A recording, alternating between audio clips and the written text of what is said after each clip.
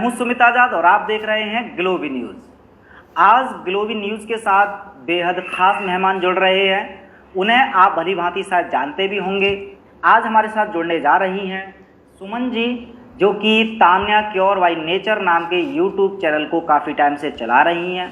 और आप में से बहुत सारे लोग जानते भी होंगे कि वो डॉक्टर BRC को काफ़ी टाइम से सपोर्ट भी कर रही हैं। अभी बहुत सारे प्रश्न ऐसे हैं जो मैं उनसे पूछने वाला हूं और बहुत सारे प्रश्नों का वो आंसर देंगे, जवाब देंगे। बहुत सारे प्रश्न सुमन जी पूछने वाली हैं जिनका जवाब मैं देने का प्रयास करूंगा। और यदि इस वार्तालाप को आप पूरी देख लेते हैं तो आपको ऐसे बहुत सारे सच जानने को मिलेंगे जो शायद आपको अभी तक नहीं पता होगा। इसी के साथ आपको कुछ ऐसी जानकारियां भी मिलने वाली हैं जो आपकी ज़िंदगी में बेहद काम आएंगी। बहुत ज़्यादा ज़रूरी वीडियो है। तो सबसे पहले सुमन जी, आपका ग्लोबी न्यूज़ पर बहुत बहुत स्वागत है। आपको वैसे ज़्यादा परिचय की ज़रूरत नहीं है, ज़्यादातर दर्शक आपको जानते ही हैं। तो चलिए सीधे सबसे पहले मैं सवाल पर ही आता हूँ। पहला प्रश्न मेरा आपसे यही रहेगा कि सबसे पहले दर्शकों को और हमें जानकारी दीजिए कि आपने सबसे पहले BRC के बारे में कब सुना, कैसे सुना और आखिरकार क्यों फॉलो करना शुरू किया। आप जरा उस जर्नी के बारे में बताइए जहां से आपने डॉक्टर BRC को फॉलो करना शुरू किया। थैंक यू सुमित जी, मुझे अपने शो में शामिल करने के लिए। डॉक्टर BRC को मैं पिछले 2 साल से जानती हूँ। पर्सनली नहीं जानती हूँ, उनकी वीडियोस मैंने फॉलो की हैं और मैं एक्चुअली उनकी वीडियोस देखना शुरू इसलिए किया था क्योंकि मेरे हस्बैंड के एक फ्रेंड थे, उनका एक्सीडेंट हो गया था और वो डायबिटिक थे। तो उनके ट्रीटमेंट के सिलसिले में मैंने डॉक्टर BRC की टीम से बात की थी और फीस वगैरह पता की थी। तब से जो है मैं डॉक्टर BRC की वीडियोस देखती रही। और हाल ही में जनवरी में जब मैं US गई थी और US से वापस आई तो उस वक्त मुझे गले में खराश था बहुत ज़्यादा, क्योंकि कोविड का टाइम था और डेफिनेटली डर मेरे मन में भी था कि कहीं मुझे ना हो जाए। तो जब मैंने BRC जी की वीडियोस देखनी शुरू करी तो एक हिम्मत जो है मन में बहुत ज़्यादा बन गई और एक डर जो था मन में जब मैं गई थी अमेरिका कि कोविड ना हो जाए, तो वैसे वो डर बिल्कुल निकल गया मन से और कभी ऐसा ख्याल भी नहीं आया कि मुझे कोविड हो सकता है। और उनकी डाइट को फॉलो करके मैं आज तक बहुत ज़्यादा हेल्दी हूँ। मेरा डिप्रेशन का भी जो शिकायत थी वो पूरी तरह से ख़त्म हो गई है। तो मैं तो सभी को सजेस्ट करती हूँ कि आप सब लोगों को अपने रूटीन में DIP डाइट को शामिल करना चाहिए। जो लोग बहुत ज़्यादा हेल्दी हैं, जिनको कोई इशू नहीं है मेडिकल, तो ज़रूरी नहीं है कि आप कैलकुलेट करके खाएं। जैसे एक क्वांटिटी रेकमेंडेड है जिन लोगों को प्रॉब्लम है उनके लिए, लेकिन अगर आप स्वस्थ हैं तो आपको जितनी आपकी कैपेसिटी है, जितना आपका बजट है, आप उस हिसाब से खाइए। लेकिन बस इतना ध्यान रखिए कि आपके शरीर में जो है वो फल और सब्जियां जो हैं वो ज़रूर शामिल होनी चाहिए। चलिए, बहुत अच्छा है। अच्छा सुमन जी, जैसा कि आप अभी सिंगापुर में रह रहे हैं, वैसे तो खैर आप इंडिया के रहने वाले हैं, तो आपने इंडिया के मेडिकल सिस्टम को भी आपने अच्छे से जानते हैं। सिंगापुर में भी चूंकि आप रह रहे हैं, आप जानते होंगे।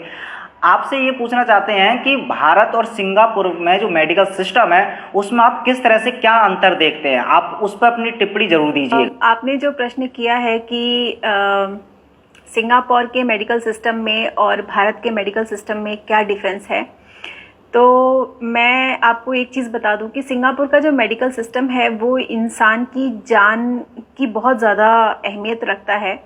और हमारे यहाँ पे सिंगापुर में अगर कोई भी पेशेंट अस्पताल में जाता है, स्पेशली गवर्नमेंट हॉस्पिटल में जाता है, तो उसकी ट्रीटमेंट जो होती है वो बहुत ही अच्छे स्तर पे की जाती है। बहुत अच्छी सर्विस दी जाती है उनको। जो हम इंडिया में प्राइवेट हॉस्पिटल्स में जो सर्विस हमें मिलती है बहुत सारा पैसा देने के बाद, उससे भी ज़्यादा अच्छी सर्विस हमें यहाँ पर मिल जाती है। और इंडिया में मैंने नोटिस किया है कि वहाँ पे पैसे जो हैं वो आप पहले देंगे तब आपको एडमिशन मिलेगा।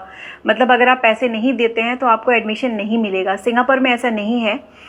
वैसे भी यहाँ की जितने भी सिटीजन्स हैं और जो भी यहाँ पे परमानेंट रेजिडेंट्स हैं वो सारे सेंट्रल प्रोविडेंट फंड के अंदर कवर्ड हैं। और हम सबको अगर कोई भी दिक्कत होती है तो हमें ऑन द स्पॉट पैसा निकालने की ज़रूरत नहीं पड़ती है। हॉस्पिटल में पहले आपका ट्रीटमेंट होगा पूरी तरह से, उसके बाद आप धीरे धीरे करके पैसे पे कर सकते हैं। कोई ऐसा नहीं कि अगर आपके पास पैसे नहीं हैं तो आपको अस्पताल में एडमिशन नहीं मिलेगा। तो ये मैंने बहुत बड़ा डिफरेंस देखा है भारत के मेडिकल सिस्टम में और सिंगापुर के मेडिकल सिस्टम में। क्योंकि हमारे एक दोस्त थे जिनको हम अस्पताल लेके गए थे और जिस तरह का ट्रीटमेंट उन्हें मिला था मैं तो दंग रह गई देख करके। मैं अगर पर्सनली आप मुझे बोलें तो मैं इंडिया में कभी कभी भी अपना ट्रीटमेंट कराना नहीं चाहूँगी। I'm sorry to say that, but definitely if you want me to compare Singapore medical system and India medical system, I will definitely support Singapore. जी चलिए, अगला क्वेश्चन मेरा यही रहने वाला है कि जो डॉक्टर BRC के फॉलोवर हैं उनके लिए आप क्या सजेस्ट करना चाहेंगे, क्या एडवाइस देना चाहेंगे कि आखिरकार सॉल्यूशन क्या है कि डॉक्टर BRC के फॉलोवर ऐसा क्या करें कि डॉक्टर BRC की आवाज़ सरकार सुनने के लिए मजबूर हो जाए, और जिस तरह से सरकार इग्नोर कर रही है उन्हें मजबूरी में डॉक्टर BRC की तरफ ध्यान देना पड़े। ऐसा डॉक्टर BRC के फॉलोवर्स क्या कर सकते हैं? सुमित जी, ये सवाल आपने बहुत कठिन किया मुझसे कि BRC जी के फॉलोअर्स ऐसा क्या करें कि गवर्नमेंट को जो है नोटिस में आए BRC। ये सवाल मैं खुद से भी करती हूँ हमेशा कि मैं ऐसा क्या करूँ कि BRC जी जो है वो गवर्नमेंट की नोटिस में आए। ऐसा नहीं है कि BRC जी गवर्नमेंट की नोटिस में नहीं है। बहुत सारे उच्च अधिकारी जो हैं वो BRC जी को बहुत अच्छी तरह से जानते हैं और उनके कांटेक्ट में हैं। इसीलिए शायद BRC जी की इतनी हिम्मत भी हो पाती है कि वो अपनी बातों को इतने खुल करके और इतने निडर तरीके से जो है वो जनता तक पहुँचाते हैं। आई थिंक हम लोगों को इसी तरह से सपोर्ट करते रहना चाहिए और उनको जितना ज़्यादा ट्रेंड में लाएं उतना ज़्यादा अच्छा है। ट्विटर पे उनके नाम का जो है वो हैशटैग चलाया जाए, और जो उन्होंने बताया अभी कि जो मास्क है उसको किस तरीके से उसका प्रदर्शन करना है, एक आंदोलन की तरह से उसको इस्तेमाल करना है, 15 अगस्त को जो उन्होंने बोला है उनकी वीडियोज़ में, आई थिंक वो सभी दर्शकों को करना चाहिए। और हम सब जितने भी फॉलोअर्स हैं, ख़ास करके मैं सिंगापुर में हूँ तो शायद मैं ये ना कर पाऊँ क्योंकि यहाँ की गवर्नमेंट बहुत स्ट्रिक्ट है इसको लेकर के, और हमारे कंट्री में डेमोक्रेसी नहीं है, तो मैं इसमें शायद शामिल ना हो पाऊँ, इसके लिए मुझे माफ़ कीजिएगा। लेकिन जो भी लोग भारत में हैं, आप सब लोग डेमोक्रेसी के अंदर आते हैं, तो आप लोगों को पूरी छूट है। आप लोग अपने जो भी विचार हैं उनको खुल करके समाज के सामने, सरकार के सामने रख सकते हैं। पूरी आज़ादी है आपको। तो मैं तो यही कहूँगी कि जो डॉक्टर BRC ने बोला है 15 अगस्त को जो उन्होंने मिशन दिया है, आई थिंक शुरुआत जो है वो फॉलोअर से करनी चाहिए। अगर सारे फॉलोअर वो करेंगे तो व्यूअर्स डेफिनेटली उनको फॉलो करेंगे, क्योंकि इस वक्त हम लोग व्यूअर्स के आइडियल हैं, वो हमारी बातें सुनते हैं। आई थिंक मुझे तो यही लगता है कि यही करना चाहिए। चलिए, बहुत ही सुंदर जवाब आपने दिया। अच्छा, आप एक बात बताइए, जैसे एज ए यूट्यूबर, क्योंकि वैसे मैं भी एक यूट्यूबर हूं, तो मैंने भी डॉक्टर BRC को जब से सपोर्ट करना स्टार्ट किया तो मैंने बहुत सारे पॉजिटिव रिस्पांस भी देखे हैं, नेगेटिव रिस्पांस भी देखे हैं व्यूअर्स की तरफ से। आपसे मेरा यही सवाल है कि आपने जब से डॉक्टर BRC को सपोर्ट करना स्टार्ट किया, उनके ऊपर वीडियो बनाने स्टार्ट की, तो उस दौरान शुरू से लेके अब तक किस तरह का रिस्पॉन्स आता है व्यूअर्स का खासकर? ये सवाल आपने बहुत ही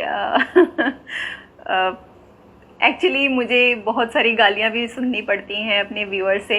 कुछ हेटर्स भी हैं जो डॉक्टर BRC को पसंद नहीं करते हैं और शायद उनकी बातों को समर्थन नहीं देते हैं, इसलिए वो हमेशा जब भी मैं वीडियो अपलोड करती हूँ उस वीडियो को देखते भी नहीं हैं। With in a second they will just give me a dislike. तो मैं इसको बहुत पॉजिटिव वे में लेती हूँ, क्योंकि देखिए हर फूल के अंदर कांटे होते हैं और शायद उसकी सुंदरता कांटों से और ज़्यादा बढ़ जाती है। तो मुझे ऐसा लगता है कि अगर हेटर्स आते हैं और मुझे हेट करते हैं, मुझे कुछ नेगेटिव बातें बोलते हैं, तो उससे मेरी जो हिम्मत है वो और ज़्यादा बढ़ जाती है और उसको मैं बहुत पॉजिटिव वे में लेने लगी हूँ। पहले मैं थोड़ी नेगेटिव हो जाया करती थी, लेकिन जैसे जैसे मैंने यूट्यूब में बहुत तरह के लोगों के साथ मैं डील किया, मतलब बातचीत की थ्रू कमेंट के ज़रिए, तो मुझे रियलाइज़ हुआ कि मुझे बहुत ज़्यादा इसको सीरियस नहीं लेना है। इसको जितना पॉजिटिव वे में लो उतना ज़्यादा बेटर है। एटलीस्ट वो हमारे चैनल पे आते हैं, देखते हैं चैनल को और उसके बाद वो अपना जो है वो व्यू रखते हैं। देखिए, सबको अपना अपना कमेंट देने का पूरा हक है और मैं पूरा रिस्पेक्ट करती हूँ उन लोगों की भी जो लोग मुझे नापसंद करते हैं। चलिए, बहुत ही सुंदर जवाब और आशा है कि आप ऐसे ही लगातार अपने काम करते रहेंगे।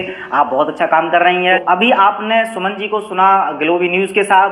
आशा है आपको वीडियो अच्छी लगी होगी। अगर आप सपोर्ट करना चाहते हैं ग्लोबी न्यूज़ को और सुमन जी को, तो उनके चैनल को भी जाकर के सपोर्ट कीजिए। उनके चैनल का लिंक मैं डिस्क्रिप्शन में आपको दे दूंगा। इस वीडियो को जितना हो सके उतना शेयर कीजिए, लोगों तक जागरूकता फैलाइए। मिलते हैं अगली जानकारी के साथ अगली वीडियो में, तब तक अपना ख्याल रखें। जय हिंद।